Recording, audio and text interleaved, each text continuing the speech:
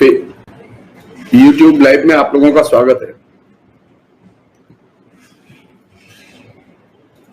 हम लोगों ने कल जहां भक्ति आंदोलन की बातचीत खत्म की थी, उससे आगे हम लोग आगे बढ़ते हैं और आज हमने बातचीत का विषय रखा है भक्ति आंदोलन और रामानुजाचार्य। सब लोग जानते हैं कि रामानुजाचार्य की भक्ति आंदोलन में बहुत बड़ी भूमिका थी और भक्ति आंदोलन को बहुत दूर तक रामानुजाचार्य के दृष्टिकोण ने प्रभावित किया। रामानुजाचार्य उन लोगों में से थे जिन्होंने के हमारे यहाँ उत्तर भारत के भक्ति आंदोलन को भी प्रभावित किया। रामानुजाचार्य ने अपने दृष्टिकोण से शंकराचार्य के दृष्टिकोण का भी विरोध किया। तो ये एक बहुत जिसे कहें कि मजेदार और बहुत महत्वपूर्ण पहलू है कि भक्ति आंदोलन में रामानुजाचार्य का जो प्रभाव था वो बहुत व्यापक था।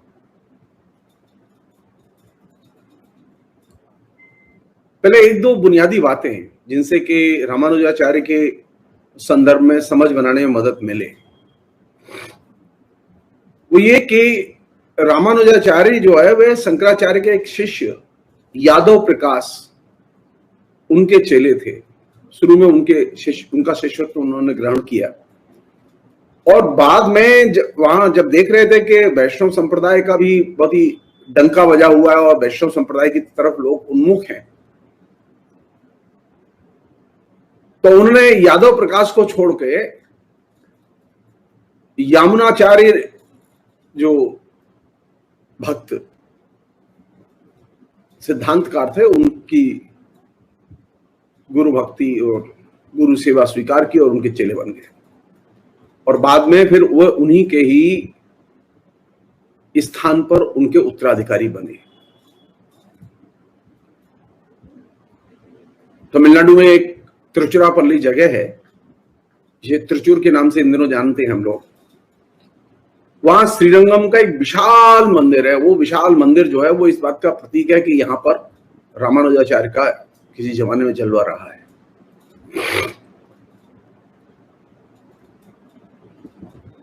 रामानुजाचार्य संभवतः भक्ति आंदोलन के सबसे महत्वपूर्ण व्यक्ति हैं जो कि बहुत लंबी उम्र तक, तकरीबन 121 वर्ष की उम्र तक वो जिंदा रहे। और रामानुजाचार्य के विचारों की स्थिति ये थी कि निश्चित तौर पर उन्होंने शंकराचार्य के दृष्टिकोण का विरोध किया और शंकराचार्य के दृष्टिकोण का विरोध करते समय उन्होंने इस बात पर ध्यान खींचा कि ये जो माया का जो पूरा का पूरा कॉन्सेप्ट था शंकराचार्य का, उसको उन्होंने एकदम तार तार कर दिया। उन्होंने इस बात पर जोर दिया कि जगत ब्रह्म मात्र नहीं है। वो ये कहते थे कि ये तो सच है कि ये जो आत्मा है ये परमात्मा की सृष्टि है, लेकिन इस आत्मा का एक अलग और स्पष्ट अस्तित्व भी है। और यही जो द्वैत था उनके दृष्टिकोण में, ये द्वैत कालांतर में साहित्य में एकदम जन प्रचलन में आ गया। तो आपने परमात्मा की सत्ता को मान लिया, ब्रह्म की सत्ता को मान लिया और ये एक जिसे कहें कि समझौता था शंकराचार्य के दृष्टिकोण के साथ।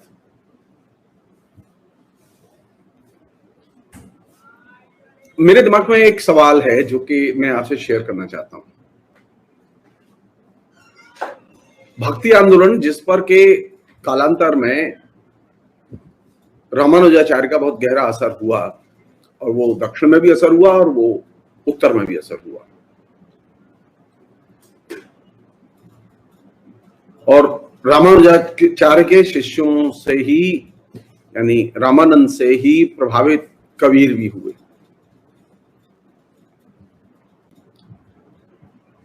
प्रश्न ये है कि जो भक्ति आंदोलन दक्षिण भारत में शुरू हुआ, वो दक्षिण भारत में भक्ति आंदोलन ब्राह्मणों के वर्चस्व में कैसे चला गया, ब्राह्मणवाद के वर्चस्व में कैसे चला गया।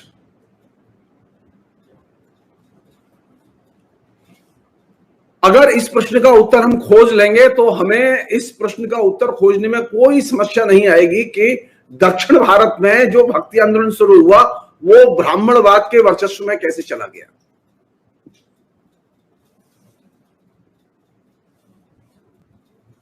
जैसा कि मैं अपनी बातचीत में इस बात को रख चुका हूं कि दक्षिण भारत के भक्ति आंदोलन का हम लोग मूल्यांकन ही नहीं करते, उसे हमने ये आलोचनात्मक ढंग से खोला ही नहीं, उसे डिबेट का हिस्सा ही नहीं बनाया है।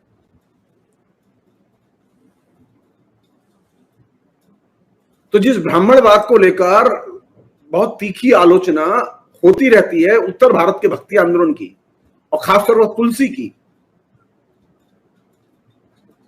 उस ब्राह्मणवाद को प्रतिष्ठित और पुरस्कृत करने का काम दक्षिण भारत में सबसे पहले रामानुजाचार्य ने किया। अगर रामानुजाचार्य अगर भक्ति आंदोलन में ब्राह्मणवाद को प्रतिष्ठित करने का और उसका वर्चस्व स्थापित करने का काम न करते तो कालांतर में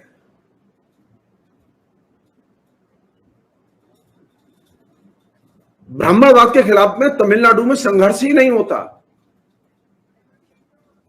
और हमारे यहां तो खैर न तो ब्राह्मणवाद के लिए संघर्ष करना पड़ा, न ब्राह्मणवाद के विरोध के लिए संघर्ष करना पड़ा।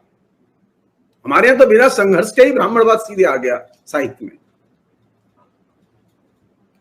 तो रामानुजाचार्य के का प्रश्न और उनके दृष्टिकोण का प्रश्न इसलिए महत्वपूर्ण है कि भक्ति आंदोलन में ब्राह्मणवाद के वर्चस्व को प्रतिष्ठित करने में, जैसा कि मैंने पिछली बातचीत में कहा था कि अगर शंकराचार्य के दृष्टिकोण को अगर आप मानेंगे तो आप ब्राह्मणवाद से बच नहीं सकते। तो ये जो रामानुजाचार्य का दृष्टिकोण था वो 50-50 और ये एक तरह से WW फाइट थी शंकराचार्य के साथ में। शंकराचार्य के माया के दृष्टिकोण का तो विरोध किया, लेकिन शंकराचार्य ने जिस ब्राह्मणवाद को प्रतिष्ठित और पुरस्कृत किया और जिसकी वजह से उन्होंने सनातन हिंदू धर्म की नींव डाली, उसको क्वेश्चन करने का काम, उसके खिलाफ सवाल खड़े करने का काम दक्षिण भारत में रामानुजाचार्य ने नहीं किया।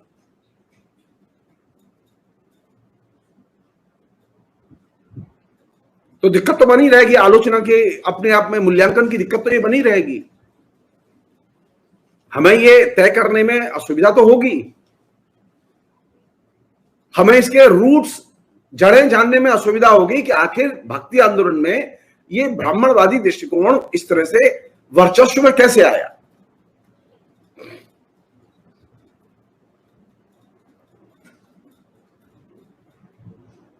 मसलन यहां तक ये सुनने में अच्छा लगता है कि उन्होंने ये कहा कि ये समाज जो है वो यथार्थ है और इस यथार्थ की एक स्वायत्त सत्ता है, इसे मानना चाहिए, ये भ्रम मात्र नहीं है।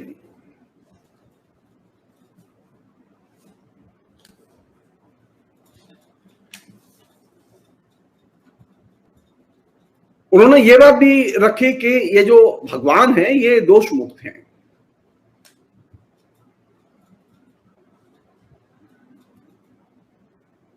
लेकिन ये जो भगवान की जो सृष्टि है यानी आत्मा, क्या ये आत्मा भी दोष मुक्त है?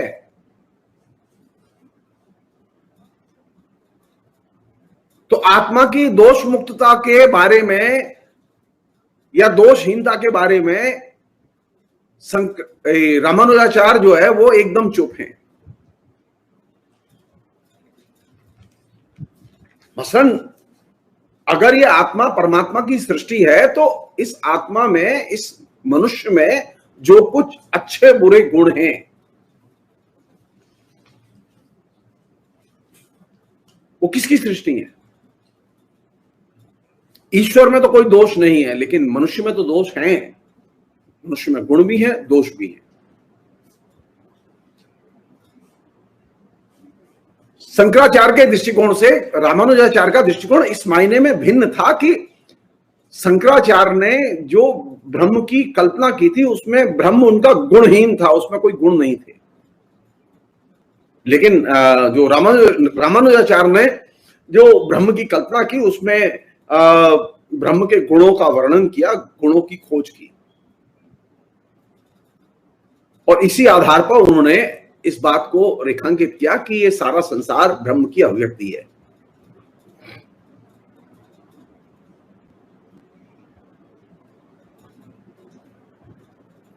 अब ये हमारी अभी तक समझ में नहीं आई ये डायलेक्टिक्स, ईश्वर दोषहीन है और ईश्वर की सृष्टि दोष युक्त है, उसमें दोष भी है।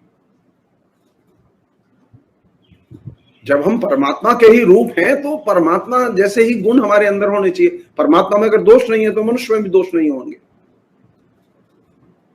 लेकिन उन्होंने ये बात मान ली कि आत्मा जो है, मनुष्य जो है, वो दोष मुक्त नहीं है।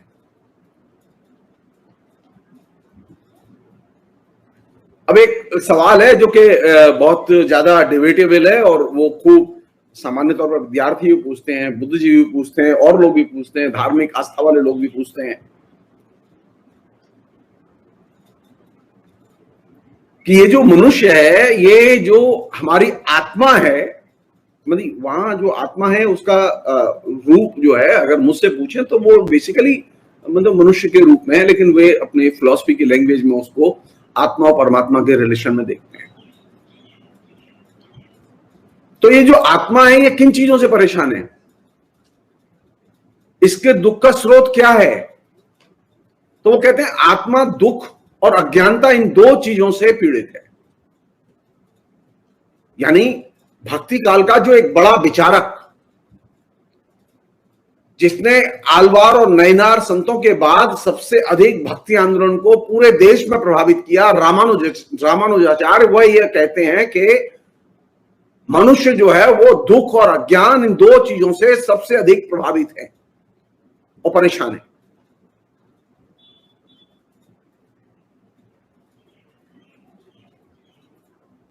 सवाल यह है कि ये जो अज्ञान है और ये जो दुख है, इसका सामाजिक वैषम्य से कोई संबंध है कि नहीं है? तो सामाजिक वैषम्य को का प्रश्न उठाए बिना, सामाजिक असंगतियों के सवाल को उठाए बिना क्या हम दुख और पीड़ा से मनुष्य को मुक्ति दिला सकते हैं? नहीं। तो रामानुजाचार्य अपने दृष्टिकोण के जरिए टहनियों में पानी डालते हैं, जड़ों में पानी नहीं डालते।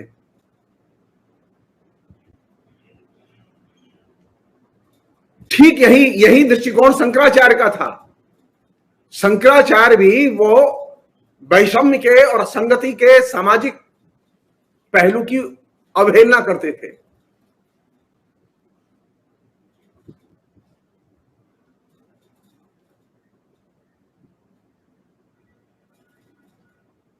एक अन्य चीज थी जिस पर के कायदे से विचार करना चाहिए, हम लोगों को बहस करनी चाहिए कि ये जो आत्मा है या ये जो मनुष्य है, इसको मुक्ति कैसे मिले, इसे लिबरेट कैसे किया जाए, मुक्ति का मार्ग क्या है, लिबरेशन का रास्ता क्या है। तो अगर हमें मनुष्य को मुक्त करना है या आत्मा को मुक्त करना है तो उसका पहला और महत्वपूर्ण कदम और एकमात्र कदम कि आत्मा को बंधनों से मुक्त किया जाए। और आत्मा के बंधनों में सबसे बड़ा बंधन जानते हैं क्या है? मनुष्य के बंधनों में सबसे बड़ा बंधन क्या है? वो तीन तरह की चीजें हैं जिन पर कि वो ध्यान देते हैं। उनके पास में अपने अपने तरीके हैं लिबरेट करने के। रामानुजाचार्य ने कहा कि बंधनों से तो मुक्त होना चाहिए, लेकिन बंधनों में तीन तरह के ऑप्शन हैं। उसमें पहला है कर्म योग का, दूसरा है ज्ञान योग का और तीसरा है भक्ति योग का।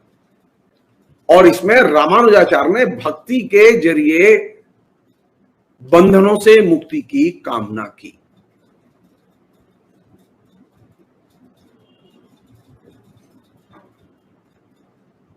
अगर मुझसे पूछा जाए तो इसमें प्राथमिकता बदलने की जरूरत है।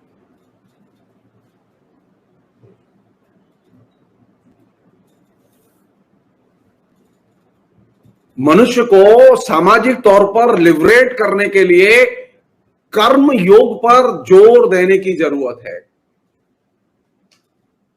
मनुष्य को लिबरेट करने में ज्ञान भी मदद नहीं करता और मनुष्य को लिबरेट करने में भक्ति भी मदद नहीं करती। लेकिन हुआ यह कि रामानुजाचार्य ने ज्ञान को और कर्म को तो गौण माना और भक्ति को प्रमुख माना, और इसके गर्भ से बड़े पैमाने पर परजीविता पैदा हुई। और परजीवी रहते हुए, भक्ति करते हुए आप बंधनों से मुक्त नहीं हो सकते। और यह सबसे बड़ा कंट्राडिक्शन था।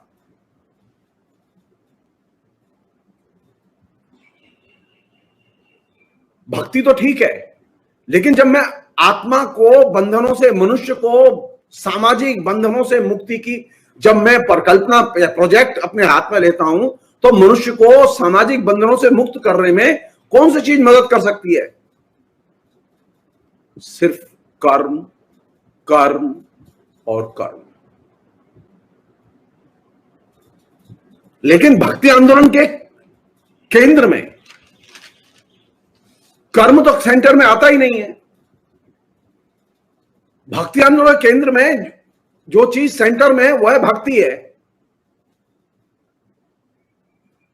तो भक्ति को केंद्र में रख के आप मनुष्य को या आत्मा को सामाजिक बंधनों से मुक्त नहीं कर सकते।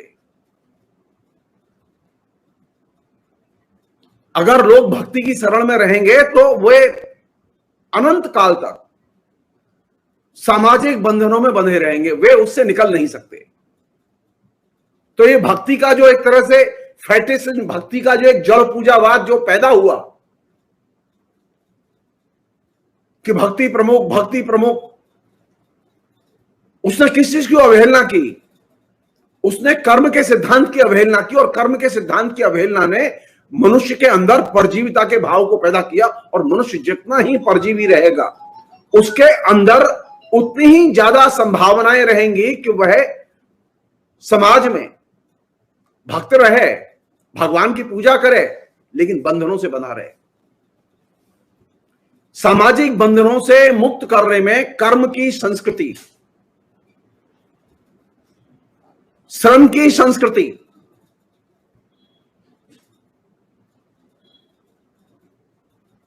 श्रम की पूजा,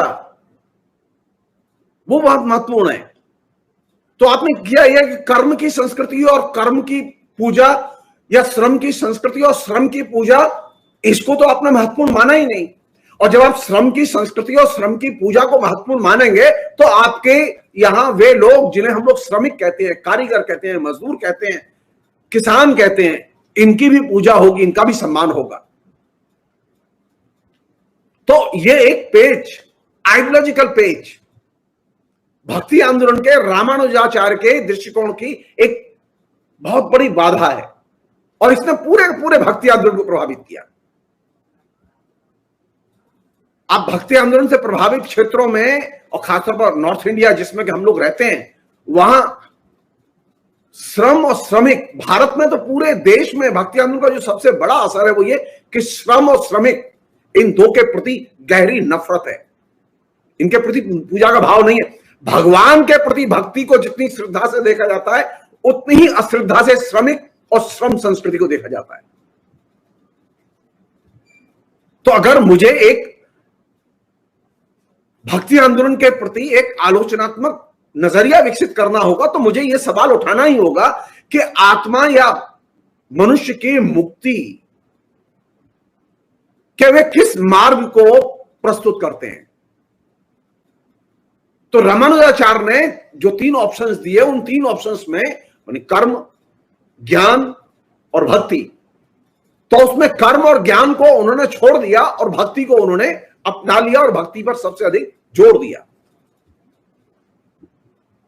जाहिर है कि भक्ति पर जोर देने का एक असर हुआ कि साउथ से लेकर नॉर्थ तक भक्ति ही भक्ति। कहने के लिए भक्ति आंदोलन में साउथ में भी दलित,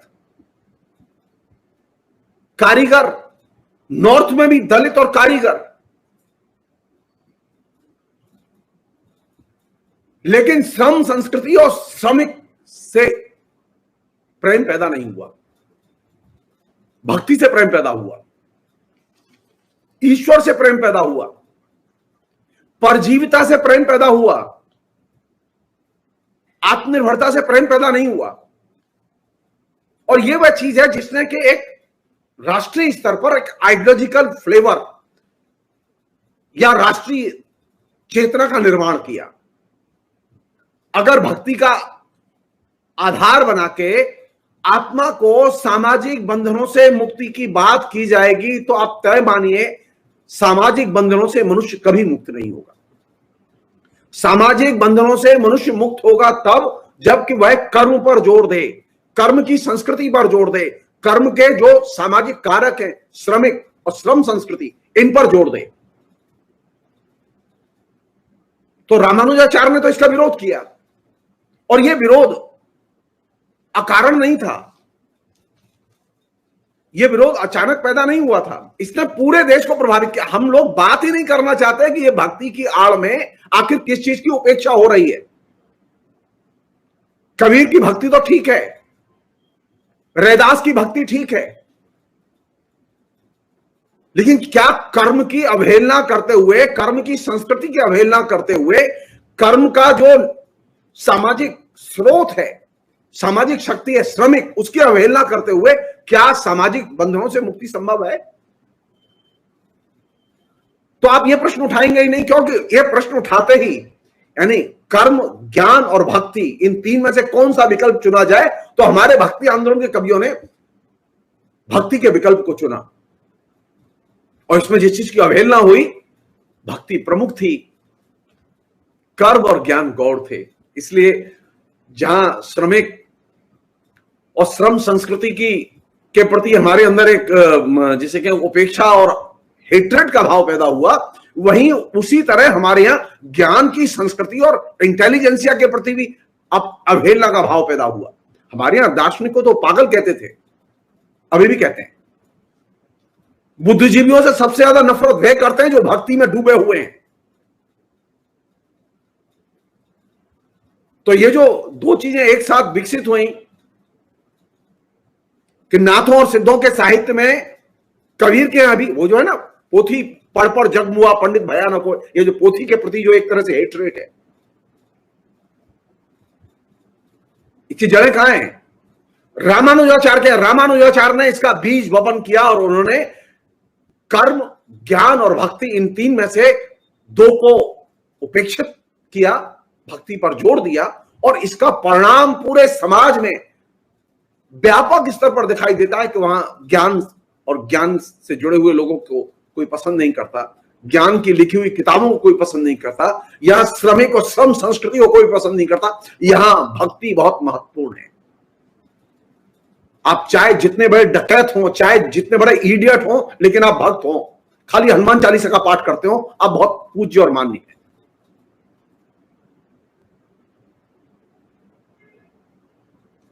लेकिन अगर आपने कोई विज्ञान की खोज की है, आप वैज्ञानिक हैं, वैज्ञानिक दृष्टिकोण को रखते हैं, आप ज्ञान के उपासक हैं, ज्ञान में आपकी आस्था है, आप ज्ञानी हैं, तो आपकी कोई कद्र नहीं है, कोई पूछेगा नहीं आपसे। हमारे यहां शहरों में भी आज भी भक्ति के जो प्रचारक हैं और भक्ति में जो निवेश करने वाले, वे सबसे जनप्रिय हैं।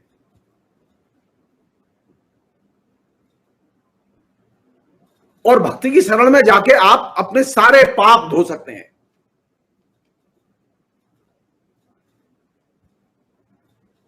तो ये रामानुजाचार्य ने जो तीन ऑप्शन में जो ऑप्शन चुना, ये ऑप्शन भारत के लिए सामाजिक बंधनों से मुक्त करने वाला ऑप्शन नहीं था, बल्कि ये सामाजिक बंधनों में और जकड़ने वाला ऑप्शन था। ये हमारा सवाल है कि निर्गुण पंथ के जो कवि थे, सिद्धनाथ साहित्य के जो कवि थे,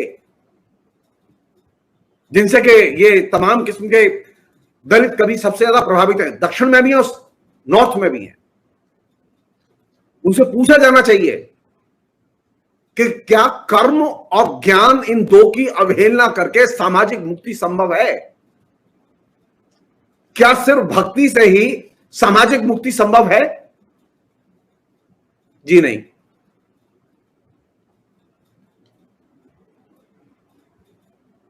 तो रामानुजाचार्य ने जो रास्ता दिखाया वो रास्ता सामाजिक बंधनों से मुक्त नहीं करता था। वो भक्ति का एक तरह से आपके अंदर एक अनुभूति, एक प्रेरणा तो उसने पैदा की, लेकिन उसने सामाजिक बंधनों से मुक्त नहीं किया, बल्कि सामाजिक बंधनों में और ज्यादा बंधते चले गए। और यही वह वजह है जिसकी वजह से जाति प्रथा और ज्यादा मजबूत हुई। जहां भक्ति आंदोलन पहुंचा, जहां भक्ति आंदोलन पैदा हुआ, वहां सब जगह जाति प्रथा टूटी नहीं, बल्कि जाति प्रथा और मजबूत हुई। ये गलतफहमी दिमाग से निकालते हैं हम लोग कि भक्ति आंदोलन शुरू हुआ दक्षिण भारत में, जिसने जाति प्रथा को चुनौती दी, तो दक्षिण भारत में तो जाति प्रथा होनी नहीं चाहिए थी। आज जान लीजिए, आप बिहार के बारे में, यूपी के बारे में, हरियाणा के बारे में जानते हैं, लेकिन आंध्रा में जाइए, आप केरल में जाइए, आप तमिलनाडु में जाइए, आप कर्नाटक में जाइए, जाति प्रथा यहां से ज्यादा बर्बर रूप में काम करती है, वहां आज भी काम करती है।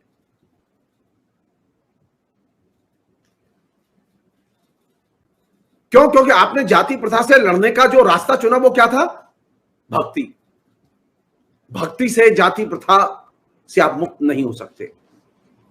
सिर्फ एक चीज से मुक्त हो सकते थे, वो ये कर्म और ज्ञान, इन दो रास्तों पर चलते तो शायद जाति प्रथा से, सामाजिक बंधनों से मुक्त होने में हमें मदद मिलती। लेकिन हमने तो ये रास्ता चुना ही नहीं, हमने तो भक्ति का रास्ता चुना।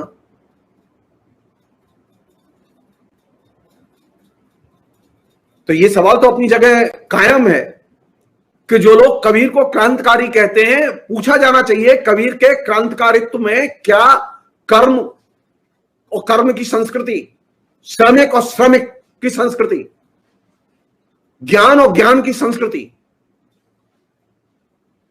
इनकी अवहेलना करके क्या सिर्फ भक्ति के जरिए जाति समानता पैदा की जा सकती है? अगर जाति समानता पैदा हो सकती तो अंबेडकर को इस तरह की अनटचेबिलिटी झेलनी नहीं पड़ती।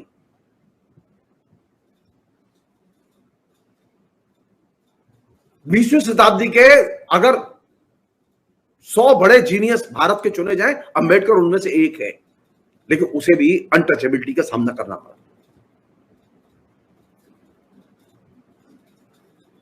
तमिलनाडु में बड़े पैमाने पर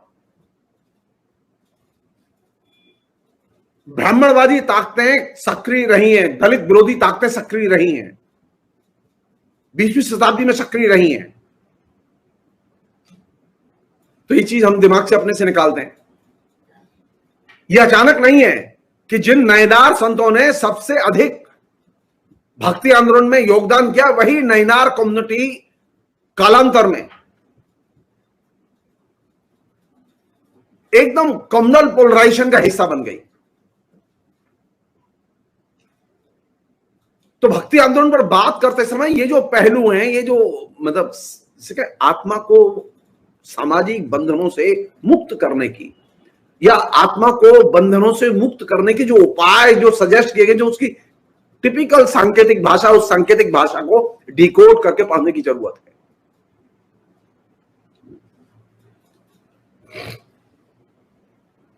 एक और चीज है जो बहुत ही इंटरेस्टिंग चीज है।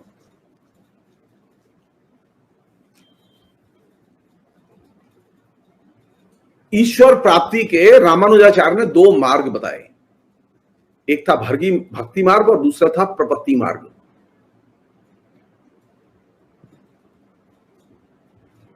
और उनका मानना यह था कि जब एक मार्ग से ईश्वर प्राप्ति न हो सके तो दूसरे मार्ग का अनुसरण करना चाहिए। और इन दोनों यानी भक्ति मार्ग और प्रपत्ति मार्ग, इन दोनों को लेकर रामानुजाचार्य संप्रदाय के लोगों में खूब बहस हुई है, खूब शास्त्रार्थ हुआ है।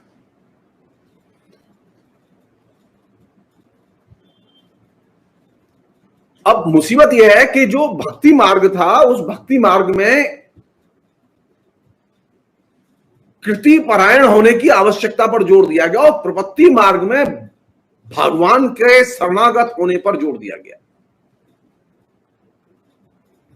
यानी अगर आप जो कुछ चाहते हैं वो भगवान के सामने समर्पण करें अपने को और भगवान की दया और इच्छा पर अपने को छोड़ दें, भगवान आपको देगा।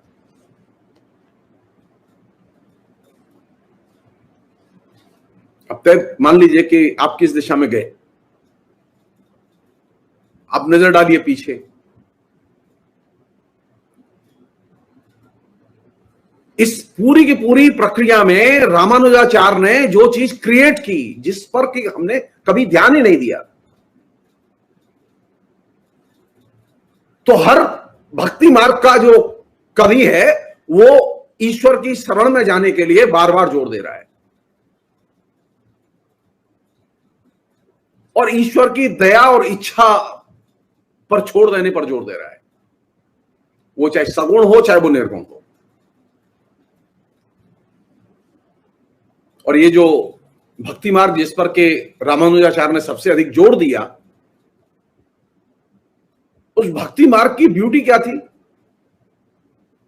जिस रामानुजाचार्य से सबसे ज्यादा प्रभावित थे हम लोग, पूरा भक्ति आंदोलन प्रभावित था, उसकी ब्यूटी ये थी कि वे ये मानते थे रामानुजाचार्य कि जो भगवान का जो परम मंत्र है, जैसे ओम नमो वासुदेवाय, ओम नमः शिवाय, या XYZ, या आप गायत्री मंत्री हो आपका, ये जो मंत्र का जो अधिकारी है वह सिर्फ अधिकारी केवल ब्राह्मण हो सकता है,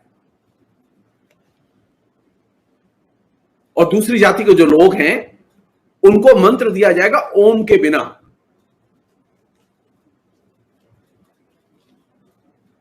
अब मैं आपको एक बहुत ही दिलचस्प चीज बता रहा हूं। जिस तरह से नॉर्थ इंडिया में दर्जनों सैकड़ों सन्यासी उपलब्ध हैं, बाबा जय गुरुदेव से लेके पागल बाबा से लेके और तमाम दर्जनों बड़े बड़े जिनके हजारों लाखों अनुयायी हैं, उसी तरह सैकड़ों सन्यासी और उनके मठ दक्षिण में भी हैं। और एक जमाने में जब जगन्नाथ पहाड़िया राजस्थान के मुख्यमंत्री हुआ करते थे तो उन्होंने बाकायदा शूद्रों को गायत्री मंत्र दिया जाए इसके लिए आयोजन कराए थे। पूरे नॉर्थ इंडिया में ये कल्चर चल निकली। बाबा जय गुरुदेव की दुकान पूरी चल निकली। बाबा जय गुरुदेव सबको मंत्र देते थे और वो मंत्र देते थे ओम के बिना। रामानुजाचार्य पहले व्यक्ति थे जिन्होंने कि इस चीज पर जोर दिया कि जो गैर ब्राह्मण जाति है उनको अगर मंत्र दिया जाए तो ओम के बिना दिया जाए। और इस पद्धति के जरिए जो गैर ब्राह्मण जातियां थी उनको धार्मिक आंदोलन में, धार्मिक संप्रदायों में समायोजित करने, शामिल करने, उनका हिस्सा बनाए रखने, उनके आइडियोलॉजिकल पैराडाइम में बांधे रखने में मदद मिली। लेकिन बुनियादी चीज यह कि मंत्र ओम के बिना अर्थहीन होता है। तो मंत्र का जो अधिकारी है वो कौन है? रामानुजाचार्य के यहां, वो रामानुजाचार्य के यहां मंत्र का अधिकारी है वही व्यक्ति जिसे हम लोग ब्राह्मण कहते हैं। और ओम के साथ मंत्र की दीक्षा उसे ही दी जा सकती है। और बाकी जो लोग हैं उन्हें ओम के बिना मंत्र दिया जा सकता है, उन्हें ओम के बिना उपदेश भी दिया जा सकता है।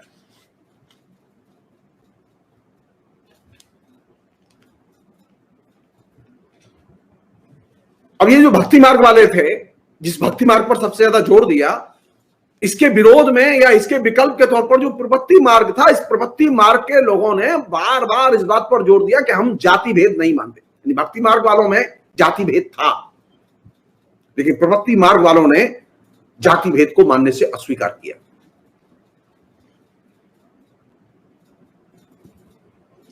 प्रपत्ति मार्ग के जो मानने वाले थे उन लोगों ने इस बात पर जोर दिया कि हम जाति भेद नहीं मानते और हम इसका विरोध करते हैं। हमें, हमारा मानना है कि सबके साथ समान व्यवहार करना चाहिए। लेकिन अब तक के जितने भी प्रमाण हैं वे प्रमाण इस बात को सिद्ध करते हैं कि रामानुजाचार्य भक्ति मार्ग के पक्ष में थे, प्रपत्ति मार्ग के पक्ष में नहीं थे।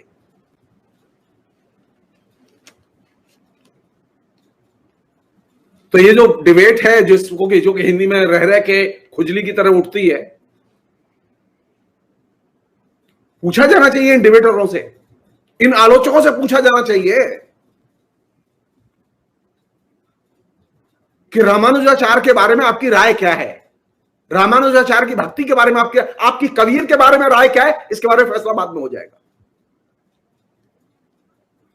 तो कबीर के दृष्टिकोण पर जिस व्यक्ति का असर था वह रामानुजाचार्य का शिष्य था, यह अनडिस्प्यूटेड फैक्ट है।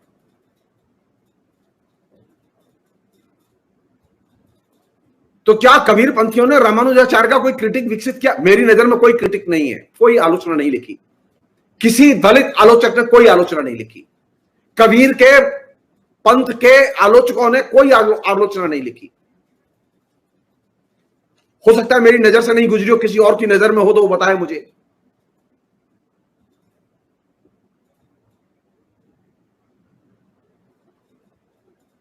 उन्होंने एक नाम दिया था रामानुजाचार्य ने ब्राह्मणेतर लोगों के लिए, जो ब्राह्मण नहीं थे, ब्राह्मणेतर लोगों के लिए उन्होंने नाम दिया था आचार्य अभिमान योग। तो वे जो लोग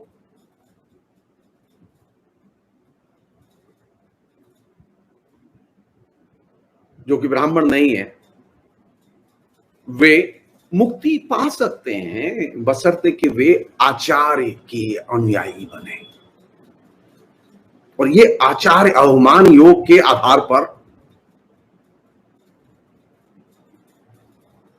पहली शर्त थी कि आचार्य जो करें, आचार्य जैसा आचरण करें, वैसा ही आचरण उनके अनुयायी करें। और ये कल्ट पैदा करने की एक तरह से स्टाइल थी।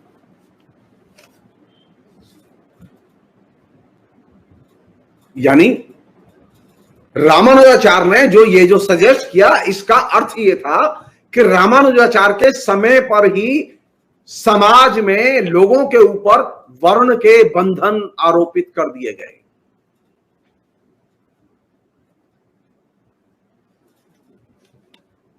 ये धारणा गलत है कि तुलसीदास की वजह से वर्णाश्रम व्यवस्था मजबूत हुई। यह धारणा एकदम गलत है। मुक्तिबोध से लेकर तमाम मार्क्सवादियों तक यह धारणा फैली हुई है, तमाम दलित पंथियों के अंदर यह धारणा फैली हुई है। तो अगर हमें लिबरेट करने की पद्धति पर विचार करना पड़ेगा कि भक्ति का मार्ग कौन सा है जो कि लिबरेट करने में मदद करता है, तो हमें भक्ति के प्रश्न को ही आलोचनात्मक ढंग से खोलना होगा।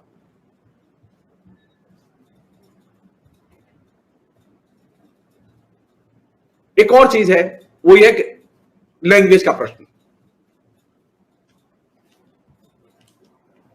सवाल यह, धर्म की भाषा कौन सी होगी? धर्म किस भाषा में पढ़ा जाएगा और लिखा जाएगा?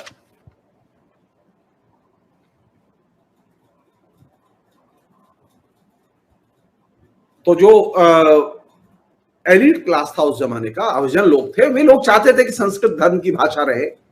और जो गैर एलीट लोग थे, गैर अभिजन लोग थे, वे चाहते थे कि धर्म की भाषा जो है वो जनभाषा या देशज भाषाएं बने। कहने का मेरा मतलब यह कि भक्ति आंदोलन में पहले से ही द्विज और अद्विज, ब्राह्मण और गैर ब्राह्मण के बीच का डिवीजन पहले से ही मौजूद था। और पहले से ही ब्राह्मणों के पक्ष में यह सारा का सारा भक्ति आंदोलन झुका हुआ था। रामानुजाचार्य उसके क्लासिक एग्जाम्पल थे। जिस बिगुल को शंकराचार्य ने बजाया था, उस बिगुल को आगे बजाते हुए माया की आलोचना के नाम पर उस पूरे के पूरे प्रोजेक्ट को रामानुजाचार्य आगे ले गए। बल्कि कायदे से होना यह चाहिए था कि रामानुजाचार्य अगर सचमुच में ये ब्राह्मण और गैर ब्राह्मण के भेद को नहीं चाहते थे तो इसको शांत करने की उन्हें कोशिश करनी चाहिए थी, लेकिन उन्होंने कभी कोई कोशिश नहीं की। कोई लेखन नहीं मिलता ऐसा, कोई उल्लेख नहीं मिलता ऐसा, बल्कि ये उल्लेख बार बार मिलते हैं। तमिल साहित्य के आलोचकों ने बार बार लिखा है कि रामानुजाचार्य ने इस द्विज और अद्विज के भेद को मिटाने के लिए कोई प्रयास नहीं किया।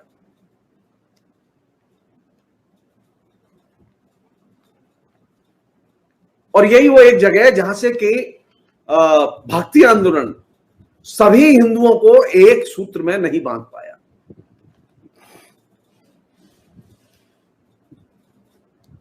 अगर भक्ति आंदोलन सभी हिंदुओं को एक सूत्र में बांध पाता तो लोगों को अलग से देवी के उपासक बनने की जरूरत नहीं होती, अलग अलग किस्म के जो संप्रदाय हैं उनकी जरूरत नहीं पड़ती। ये जो भेद और अनेक संप्रदाय जो पैदा हुए हिंदू धर्म के अंदर, वो इसलिए पैदा हुए क्योंकि भक्ति आंदोलन में सभी को एक सूत्र में बांधने की क्षमता नहीं थी। वो दक्षिण में भी बांध नहीं पाया, वो नॉर्थ इंडिया में भी बांध नहीं पाया, चाहे वो भक्ति आंदोलन कितना ही ताकतवर रहा हो।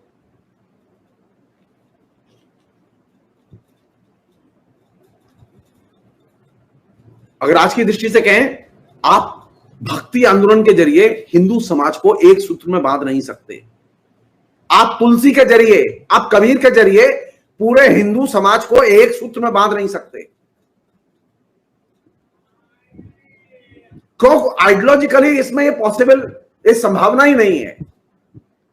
आइडियोलॉजिकली जिस चीज की संभावना नहीं है, तो हम ये बार बार क्यों कहते हैं कि भक्ति आंदोलन सांस्कृतिक एकीकरण, एक रूपता, एक सूत्रबद्धता का आंदोलन था।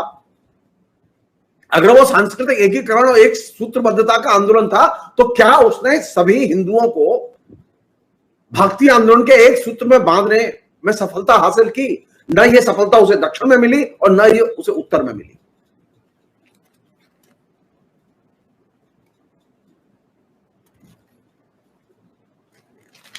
हाँ, एक फर्क है। फर्क यह है कि दक्षिण भारत में ब्राह्मण प्रमुख थे रामानुजाचार्य के यहां, लेकिन रामानुजाचार्य के जो विचारों का असर नॉर्थ इंडिया में, यहां रामानुजाचार्य के केंद्र में और उनके विचारों को कैरी करने में, उनके विचारों का प्रचार प्रसार करने में उन लोगों की बड़ी भूमिका थी जो गैर द्विज जातियों से आते थे। लेकिन वे मानते भक्ति के कॉन्सेप्ट को ही थे, वे कर्म के कॉन्सेप्ट और ज्ञान के कॉन्सेप्ट को नहीं मानते थे।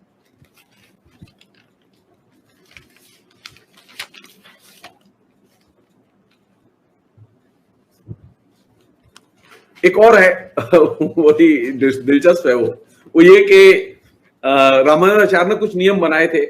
वो नियम ये थे कि भक्त अपने शरीर पर शंख चक्र आदि की छाप लगाए, मस्तक पर तिलक धारण करे और महामंत्र का जप करे, भक्तों की सेवा करे, एकादशी का व्रत रखे, चरणामृत ग्रहण करे, देव मूर्ति पर तुलसी चढ़ाए और केवल भोग लगाकर ही प्रसाद ग्रहण करे।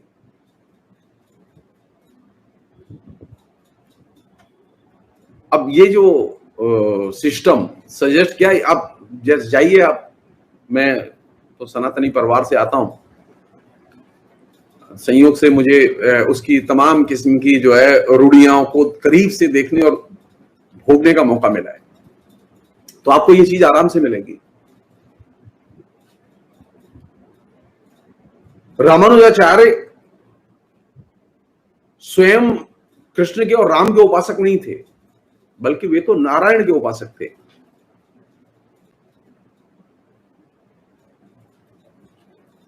वे राम और कृष्ण में से किसी की पूजा नहीं करते थे, नारायण की पूजा करते थे। और यही वो नारायण की उपासना की परंपरा है जिस लोग की कालांतर में राम की पूजा की उपासना में कन्वर्ट हुई।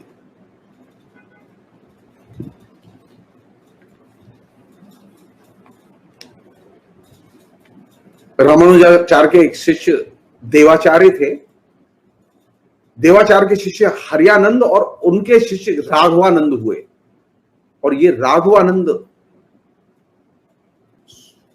स्वामी रामानंद के गुरु थे।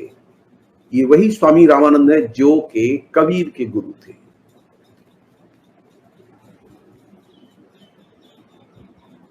रामानंद को हम लोग कबीर की वजह से, जनप्रियता की वजह से खूब जानते हैं।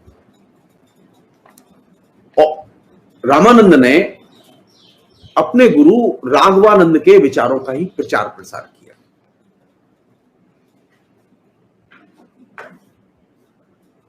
रामानुज के विचारों को प्रचारित करने में, उन्हें जनप्रिय बनाने में, पूरे देश में जनप्रिय बनाने में राघवानंद की बहुत बड़ी भूमिका थी।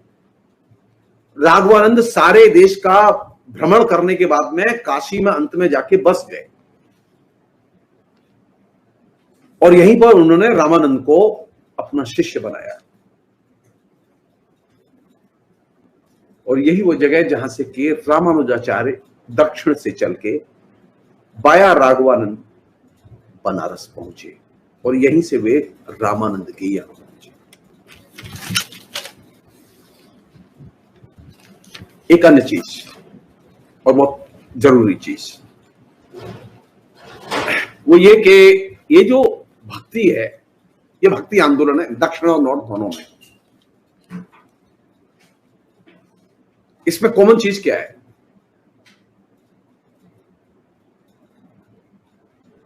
भक्ति आंदोलन का मूल लक्ष्य भक्ति नहीं है, बल्कि भक्ति आंदोलन का मूल लक्ष्य है अतीत को पुनरुज्जीवित करना।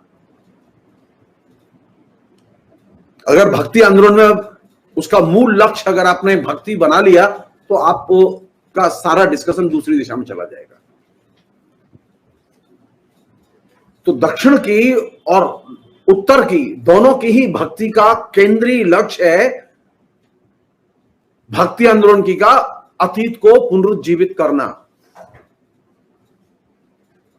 भक्ति उसका आवरण मात्र, बहाना भर है। और ये भक्ति को पुनरुज्जीवित करने की जरूरत इसलिए पड़ी कि ये जो हिंदू धर्म जिसका ह्रास हो रहा था लगातार बौद्धों और जैनों के प्रभाव के कारण, उसे कैसे इस ह्रास से बचाया जाए और इसमें कैसे नए सिरे से जान फूंकी जाए। इसलिए नए सिरे से विवाह के संस्कार, कर्मकांड, मृत कर्म आदि के कर्मकांड, इन सबको वैदिक मंत्रों से जोड़ा गया। वहीं तंत्र और तांत्रिकों की प्रथाएं भी शुरू की गईं, अंधविश्वास भी शुरू किए गए, मठों और मंदिरों की संख्या में अभूतपूर्व वृद्धि हुई। जैसा कि मैं पिछली बातचीत में रख चुका हूं इस बात को, कैसे वे जो नायनार और आलवार संत थे वे कैसे मठ मंदिरों में कन्वर्ट होते चले गए सामंतवाद के एक बार स्थिर होने के बाद। तो वो रूढ़िवाद के रूप जो एकदम मृतप्राय हो चुके थे, उन रूढ़िवादी रूपों और मूल्यों को, रूढ़िवादी संस्कारों को भक्ति की आड़ में नए सिरे से संयोजित और पुनरुज्जीवित करने की कोशिश की गई। और हर चीज को धार्मिक आंदोलन का, धार्मिक दृष्टिकोण का हिस्सा बना दिया गया। शादी भी है तो वो अब धर्म की दृष्टि से होगी, मृतक संस्कार है वो धर्म की दृष्टि से होंगे, वो जन्मदिन मनाए यानी जो 16 संस्कार हैं या 32 संस्कार हैं, वे सारे के सारे संस्कार अब धर्म से साथ जोड़ दिए गए। और इसका बुनियादी लक्ष्य था कि जो पुरानी जो हिंदू धर्म की व्यवस्था जो ढह रही थी, जिसको भी सबसे बड़ी चुनौती बौद्ध धर्म से मिली थी, आइडियोलॉजिकली महावीर जैन के विचारों से मिली थी, उसको किसी तरह से ढहने से रोका जाए, उसे बचाया जाए।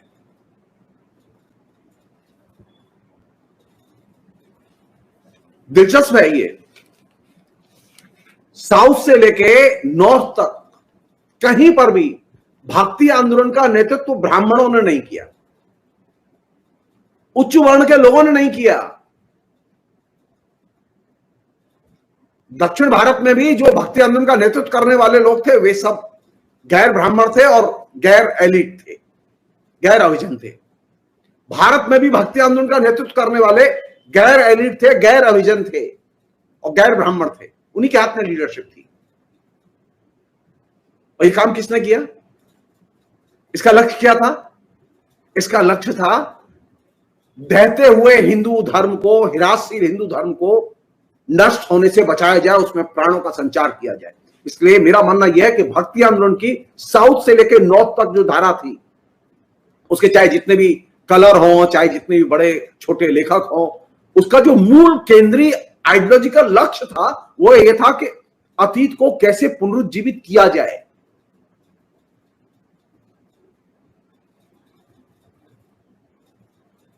सवाल यह है कि क्या अतीत को बचाने में यह आंदोलन सफल हुआ कि नहीं हुआ। अगर यह आंदोलन हिंदू धर्म के खिलाफ शुरू हुआ था, अगर यह आंदोलन जाति प्रथा के खिलाफ शुरू हुआ था, अगर यह आंदोलन समानता के लिए शुरू हुआ था, तो सवाल किया जाना चाहिए क्या हमें इसमें सफलता मिली? जी नहीं। क्या भक्ति आंदोलन भक्ति के आधार पर लोगों को एकजुट करने में या उनके बीच में मित्र संबंध बनाने में सफल हुआ? जी नहीं।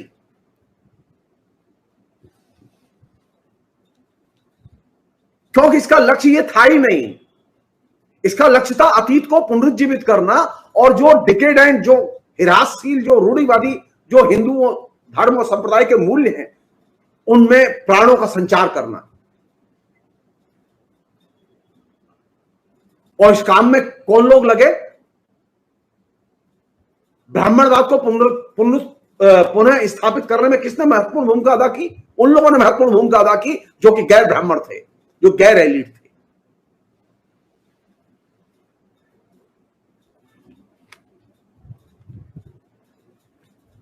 अगर आपने कर्म और ज्ञान योग पर जोर दिया होता, कर्म योग और ज्ञान योग पर जोर दिया होता, तो स्थिति क्या होती?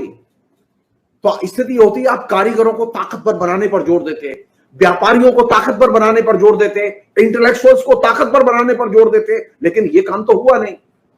तो आपके कारीगर ताकतवर नहीं होंगे, कारीगर संगठनबद्ध नहीं होंगे, व्यापारी ताकतवर नहीं होंगे, वे संगठनबद्ध नहीं होंगे, इंटेलेक्चुअल ताकतवर नहीं होंगे, समाज में परिवर्तन आएगा या समाज में हिंदू धर्म लौट के आएगा या हिंदू धर्म की हिरासशील प्रवृत्तियां लौट के आएंगी? तो भक्ति आंदोलन ने जो सफलता अर्जित की वो किस काम में अर्जित की? भक्ति को उसने जनप्रिय बनाया और भक्ति को जनप्रिय बना के उसने कर्म और ज्ञान इन दो की अवहेलना की। और ये सबसे बड़ा ड्रॉबैक था और इसका सबसे बड़ा नुकसान किसे उठाना पड़ा? जो राइजिंग क्लास थी, कारीगर लोग, राइजिंग क्लास थी व्यापारी वर्ग, राइजिंग क्लास थी इंटेलिजेंसिया, बुद्धिजीवी वर्ग। इन तीनों वर्गों के प्रति हमारे अंदर एक खास तरह की नफरत या दूरी या अलगाव पैदा हुआ और इन तीनों ही वर्गों में सांगठनिक एकजुटता पैदा ही नहीं हुई।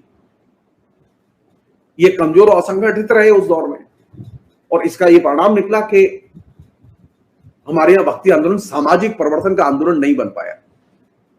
भक्ति का आंदोलन तो बन गया, मठ बने, मंदिर बने, भगवान की जगह जगह प्रतिष्ठा हुई। कृष्ण उतने जनप्रिय नहीं थे जितने जनप्रिय सूरदास के बाद बने। राम उतने हिंदी भाषी क्षेत्र में जनप्रिय नहीं थे जितने के तुलसीदास की रामायण के लिखे जाने के बाद और उसके प्रचारित होने के बाद बने।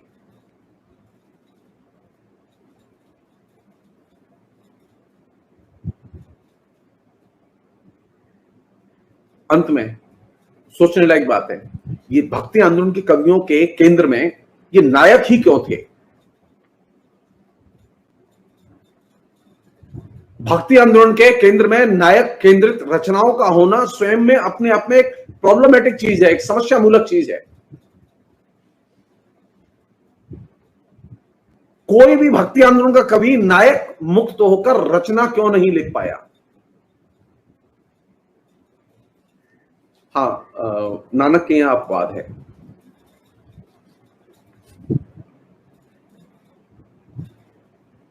सिख धर्म के बारे में बाद में बात करूंगा, मैं इसको इसमें शामिल नहीं कर रहा हूं। मैं सिर्फ जो चीज रखना चाहता हूं ये कि सामंतवाद की परिधि में जो विचार विकसित हुए रामानुजाचार्य के, वे सामंतवाद की परिधि का अतिक्रमण नहीं करते।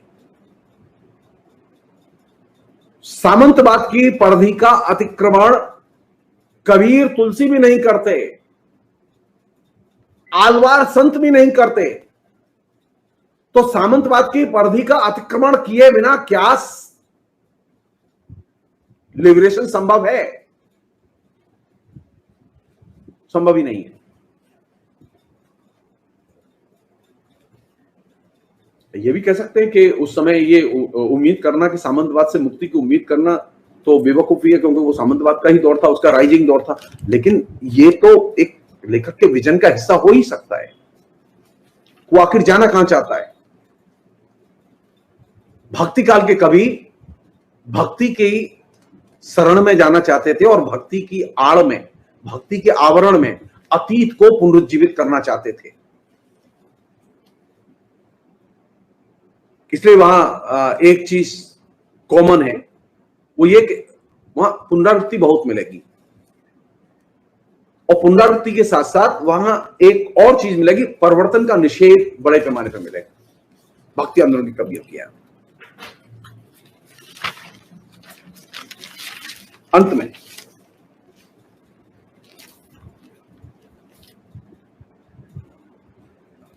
भक्ति आंदोलन की ये आलोचना कहने का मतलब ये नहीं है कि भक्ति आंदोलन कवियों का कोई पॉजिटिव योगदान था ही नहीं। ये इसका पर्पस नहीं। पर्पस ये है कि ये जो इसका आइडियोलॉजिकल फ्रेमवर्क है, इस आइडियोलॉजिकल फ्रेमवर्क में ही भक्ति आंदोलन के कवियों ने कविता लिखी। ये भक्ति आंदोलन के कवि एक विशिष्ट ऐतिहासिक परिस्थिति की देन थे और उस विशिष्ट ऐतिहासिक परिस्थिति में ही वे काम कर रहे थे। वो अपने दृष्टिकोण के कारण वे मजबूर थे कि वे अपने उस ऐतिहासिक परिस्थिति का अतिक्रमण नहीं कर पाए। तो ये न तो आप कबीर से उम्मीद करें कि वो क्रांतिकारी क्यों नहीं बने और न ये आप तुलसी से उम्मीद करें कि वो क्रांतिकारी क्यों नहीं बने।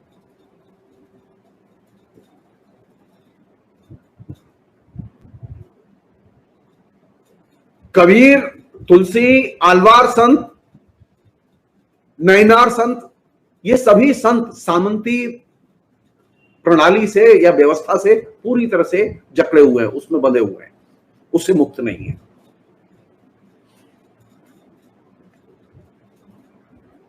इसमें रहते हुए भी वहां बड़े पैमाने पर कवियों ने जनता की आकांक्षा और भावनाएं उनको रचना में बार बार विभिन्न रूपों में व्यक्त किया और ये उसका सबसे पॉजिटिव एस्पेक्ट है।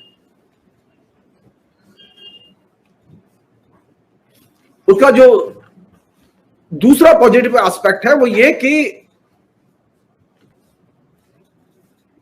जैसा कि मैंने शुरू में ही भक्ति आंदोलन के संदर्भ में ये बात कही थी कि जो भक्ति आंदोलन की कविता की जो पूरी की पूरी संरचना है, वो संरचना इस रूप में है कि वहां कविता और व्यवस्था का अंतः संबंध पहली बार रचना के केंद्र में आता है। छोटी छोटी कविताएं, लेकिन वो सिस्टम वहां रिफ्लेक्ट करता है। छोटी कविताएं हैं लेकिन वे सिस्टम पर टिप्पणी करती हैं।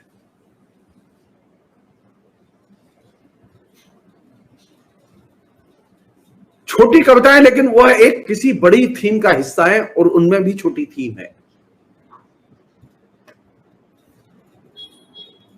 और ये एक नया डायमेंशन था क्योंकि संस्कृत की जो रचना थी, वो संस्कृत की रचना जो कि बड़े पैमाने पर रची जा रही थी, संस्कृत की रचना से ये रचनाएं इस मायने भिन्न है कि यहां पहली बार कविता में व्यवस्था दाखिल होती है और व्यवस्था के प्रति लेखक के अपने दुख, सुख, अनिच्छा, विरोध, ये सब दाखिल होते हैं। और इस मामले में ये एकदम नई कविता थी और नया प्रयोग था और ये बड़ी उपलब्धि थी। इस कविता को, जैसा कि मैंने रिपीट किया था पहले एक बार, मैं उसे सिर्फ दोहरा भर रहा हूं कि इस कविता को पढ़ने के लिए सिस्टम को जानना बेहद जरूरी है। आप सामंत काल को जाने, सामंतवाद को जाने बिना आप भक्ति आंदोलन की कविता पढ़ नहीं सकते। सामंतवाद को जानने के लिए जाहिर है कि आपको तमाम जो इतिहासकार हैं और खासतौर पर वे इतिहासकार जिन्होंने के नए किस्म की सामग्री और नए किस्म के दृष्टिकोण का प्रतिपादन किया है, उसको पढ़ना बेहद जरूरी है। तो आपको ये जो इतिहास के प्रति कठमुल्लावाद है, इतिहास के प्रति जो एक खास तरह का जो पोंगा पंथ है, पुराणवाद है, इससे निकलना होगा।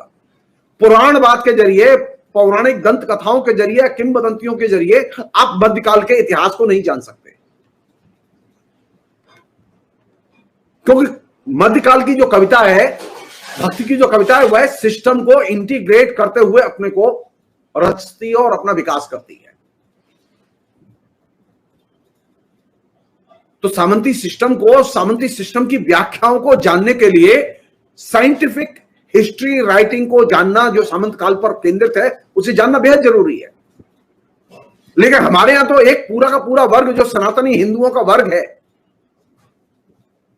जो कट्टरपंथी हिंदुओं का वर्ग है, जो कि समाज में काम कर रहा है, एक्टिव है, वो तो चाहता ही नहीं कि साइंटिफिक हिस्ट्री मध्यकाल की पढ़ाई जाए और उसे देखा जाए। तो आप साइंटिफिक हिस्ट्री नहीं जानेंगे तो आप भक्तिकाल को समझेंगे कैसे? तो उनका सारा जोर इस बात पर होता है वैज्ञानिक इतिहास लेखन को पाठ्यक्रमों से निकाला जाए, वैज्ञानिक इतिहासकारों के प्रति समाज में नफरत भरी जाए। मुझे राम चाहिए लेकिन वैज्ञानिक इतिहासकार नहीं चाहिए। मुझे भक्ति चाहिए लेकिन मजदूर वर्ग नहीं चाहिए। मुझे राम मंदिर चाहिए लेकिन मुझे कारीगर संगठित होकर जिए, ये मजदूर संगठित होकर जिए, ये नहीं चाहिए। ये जो पूरी की पूरी चीज है, ये कहां से आ रही है? ये वही वो विचार परंपरा है जो कि एक जमाने में रामानुज ने तैयार की थी।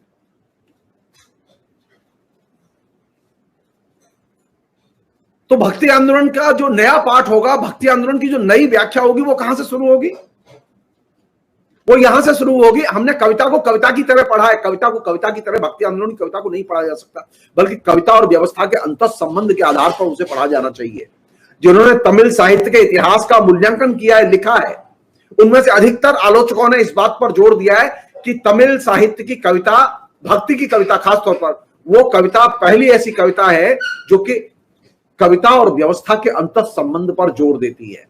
और कविता और व्यवस्था के अंतः संबंध पर जो कविता जोर देती हो, उसको जानने के लिए व्यवस्था को या सिस्टम को और सिस्टम के व्याख्याकारों को जानना तो बेहद जरूरी है।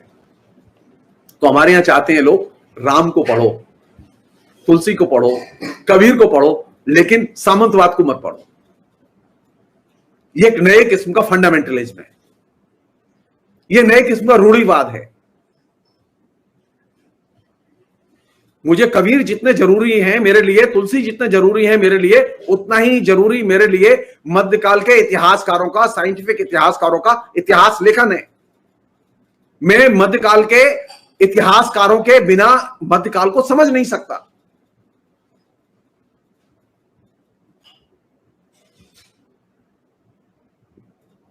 अंत में भक्ति आंदोलन की कविता, चाहे वो दक्षिण में लिखी गई हो, चाहे वो नॉर्थ में लिखी गई हो, वो लेखक की निजी भावनाओं और अनुभूतियों की अभिव्यक्ति है। वो सामाजिक मुक्ति, सामाजिक अभिव्यक्ति उसमें दूर की चीज है। पहली चीज है पर्सनल एक्सप्रेशन, निजी अभिव्यक्ति के तौर पर वो रचना लिखी गई है। तो वह क्रांति की खोज करना गलत होगी, वहां सामाजिक परिवर्तन की खोज करना गलत होगी। जो निजी भावों की अभिव्यक्ति के लिए कविता लिखी गई, जो कि स्व को संबोधित कविता है, उस कविता को पढ़ने की पद्धति अलग होगी। वह कविता किसी आंदोलन से जुड़कर, यानी वह अपने दौर के किसी सामाजिक राजनीतिक आंदोलन से जुड़कर वह कविता अपना विकास नहीं करती। जो लोग ये कहते हैं कि बौद्ध, जैसा कि मैंने अपनी बातचीत में कहा भी था कि आपसे, कि जैन और बौद्धों के दृष्टिकोण का विरोध करते हुए ये कविता आई, नायनार और आलवार संतों से जो कविता विकसित हुई, उस कविता ने जो अपना स्ट्रक्चर चुना, नायनार और आलवार संतों के पहले की कविता में जो चीज है और जो नायनार और आलवार संतों की कविता में जो चीज है, उनमें फर्क क्या है वो समझना जरूरी है। बहुत ही संक्षेप में बौद्ध धर्म ने कैसे प्रभावित किया। पहली चीज ये थी कि स्नेह और दया, ये दो एलिमेंट जो कविता में आए, ये दोनों के दोनों बौद्ध धर्म से लिए गए। संस्कृत की परंपरा में जो कविता लिखी गई भक्ति की, या उसके पहले जो दूसरी संगम की कविता थी, उसमें ये एलिमेंट नहीं है। तो ये जो भक्ति आंदोलन की जो नॉर्थ इंडिया की कविता में भी जो ये स्नेह और दया, ये जो दो पदबंध, ये जो दो वैल्यूज जो कविता में दिखाई देते हैं, ये किसके प्रभाव से आए, ये कहां के से आए, ये बौद्धों के यहां थे, ये बौद्धों से लिए गए। और ये जो भक्ति माने भज मानी शिरकत करना, पार्टिसिपेशन। तो भक्त वह जो ईश्वरोपासना में शिरकत करे। तो ये शिरकत करने की भावना भी जो है ये कहां से ली गई, बौद्धों से। तो बौद्धों की दृष्टि का, बौद्ध के, महात्मा बुद्ध के नजरिए का बहुत गहरा असर था इस कविता के स्ट्रक्चर पर। और जो लोग ये कहते हैं कि नहीं ईसाइयत का कोई असर नहीं है भक्ति आंदोलन और भक्ति आंदोलन की कविता, वो गलतफहमी के शिकार है। दक्षिण भारत की भक्ति कविता पर और नॉर्थ इंडिया की भक्ति कविता पर, दोनों पर, जिसे हम भक्ति में प्रेम कहते हैं ना, कि भक्ति आंदोलन में प्रेम प्रमुख है, ये लव का कॉन्सेप्ट सिर्फ सबसे पहले जहां से आया वो था ईसाई धर्म। तो भक्ति ने प्रेम के कॉन्सेप्ट को ईसाई धर्म से लिया, स्नेह और दया के कॉन्सेप्ट को बौद्ध धर्म से लिया, और भावुक भक्ति जो बहुत ही ज्यादा इमोशनल जो चार्ज जो के हमारे यहां जो भक्ति करते हैं, ये जो भावुक भक्ति की धारणा ये भी ईसाइयत से ली गई।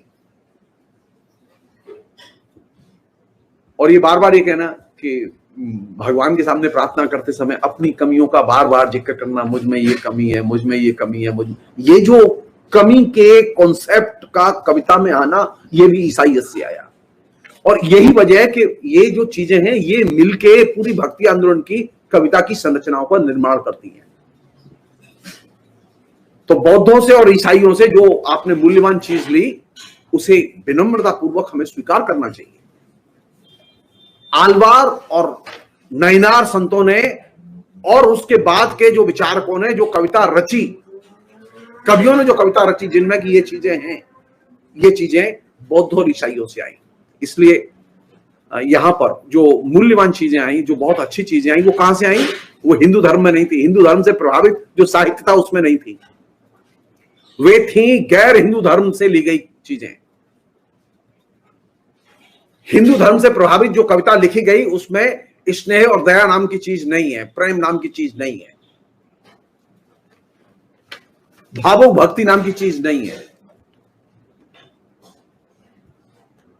तो भक्ति आंदोलन पर सिर्फ संतों का ही असर नहीं था, भक्ति आंदोलन की कविता पर बौद्धों और ईसाइयों का भी गहरा असर था। फिलहाल इतना ही, अगली बार फिर साहित्य कैसे पढ़ें उसके एक नए पहलू पर। बहुत बहुत शुक्रिया, थैंक यू।